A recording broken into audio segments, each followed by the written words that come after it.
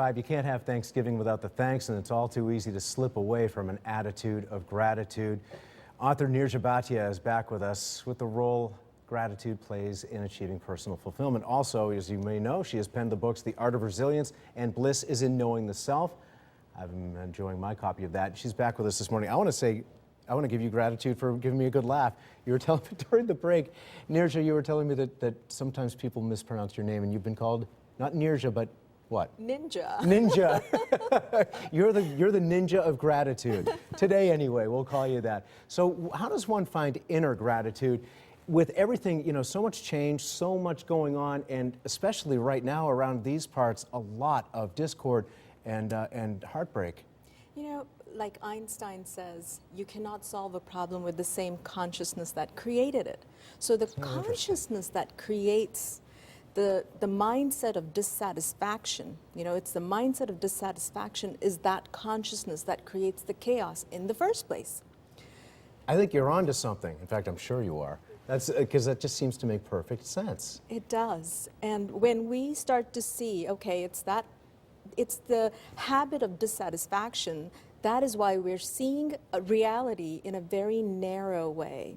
Okay. So our job becomes to see it in a bigger way, so we can come from the mindset of dissatisfaction to mindset of gratitude. And there's a process that can take us to that place. So, and we'll talk about that in a moment if you're okay with that. Yeah. But I would imagine, it's one thing to understand that intellectually, and I really do. But to actually exercise it, to put it into place, what's the biggest challenge? The biggest challenge is we believe that gratitude is an external thing. So it'll happen. We'll feel gratitude when I get that job, when I get the $1 million, or when I get the power back on. All those things we think it's external, but it's really an internal feeling. It's an internal experience. And I find myself sometimes, even if I'm able to sort of get into that zone of gratitude, sometimes I slip out of it. What do you do to sort of trick yourself into, getting in the habit of catching it and getting yourself back to it? Well, the first thing is catching it, awareness, realizing it, awareness right? of it, accepting that, okay, you've slipped into that mindset of dissatisfaction. Does everybody slip? Of course. Okay. I do that all the time.